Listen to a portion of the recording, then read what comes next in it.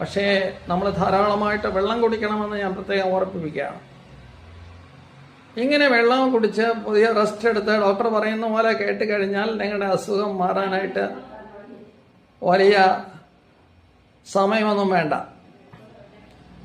അതല്പം സമയം എടുത്തു കഴിഞ്ഞാൽ റെസ്റ്റ് എടുക്കാതെ നമ്മുടെ ഇഷ്ടം പോലെ ജീവിച്ചാൽ, അല്ലെങ്കിൽ നമ്മൾ വരുന്നതായിട്ടുള്ള സമയത്ത് അത് വലിയ എക്സേർട്ട് ചെയ്തെടുത്ത് അങ്ങനെ നമ്മൾ മുന്നോട്ട് കടന്നു പോവുകയാണെങ്കിൽ ഭയങ്കരമായ ക്ഷീണവും പിന്നീട് ഈ ചെറിയ അസുഖം നമുക്ക് ന്യൂമോണിയ ആയിട്ട് ബാധിക്കുകയും ചെയ്യും.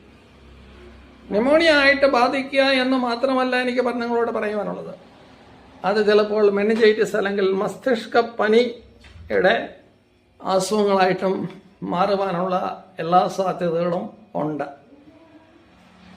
അപ്പോൾ നമ്മളിപ്പോൾ ചെയ്യേണ്ട ഒരു കാര്യമെന്ന് പറഞ്ഞാൽ ഇത് വന്ന ആൾക്കാരുമായിട്ടുള്ള കോണ്ടാക്ട്സ് ഒഴിവാക്കുക, ഡോക്ടർമാർ പറയുന്ന നിർദ്ദേശങ്ങൾ അനുസരിക്കുക.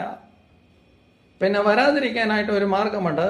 അത് നിങ്ങൾ കൊച്ചായിരുന്നപ്പോൾ 12 മുതൽ 15 മാസം വരെ അതിൻ്റെ ഇഞ്ചക്ഷൻ എടുക്കുന്നതാണ്. ഓരോ മാസം ഗ്യാപ്പ് വിട്ട് അതിൻ്റെ ഇഞ്ചക്ഷൻ എടുത്താൽ നിങ്ങളുടെ കുട്ടികൾക്ക് വരത്തില്ല. പക്ഷേ നിങ്ങളുടെ അഡൾട്ടാണ് ഇതുവരെയും നിങ്ങൾക്ക് വന്നിട്ടില്ല എങ്കിൽ നിങ്ങളൊരു കാര്യം ചെയ്യണം, 2 ഇഞ്ചക്ഷൻ എടുക്കാം. 4 വീക്സ് അല്ലെങ്കിൽ ഒരു മാസം ഇടവിട്ട് നിങ്ങൾ 2 എണ്ണം എടുക്കാം. എടുക്കുമ്പോൾ നിങ്ങൾക്ക് അതിൻ്റെ ഇമ്മ്യൂണിറ്റി കിട്ടും. അങ്ങനെ ചിക്കൻ ബോക്സ് നിങ്ങൾക്ക് വരാതിരിക്കാനായിട്ട് സാധിക്കും. ഒരിക്കൽ ചിക്കൻ ബോക്സ് വന്നു കഴിഞ്ഞാൽ പിന്നെ നമുക്ക് ചിക്കൻ ബോക്സ് ഒരിക്കലും വരത്തില്ല എന്ന് തന്നെ നമുക്ക് പറയാം.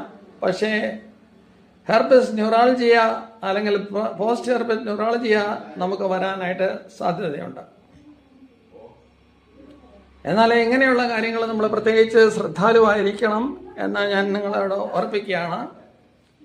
ഈ ചിക്കൻ പോക്സ് ഒരു മാരക രോഗമല്ല, സ്മോൾ പോക്സ് ഒരു മാരക രോഗമാണ്. സ്മോൾ പോക്സ് ഒരു വലിയ രോഗമാണ്, അതിനെ നിർമ്മാർജ്ജനം ചെയ്തു. എന്നാൽ ചിക്കൻ പോക്സ് വലിയ പ്രയാസമില്ലാതെ മാറും. ഇനി നിങ്ങൾക്ക് എന്തെങ്കിലും സംശയമുണ്ടെങ്കിൽ എന്നോട് ഫോണിൽ വിളിച്ച് ചോദിക്കുകയോ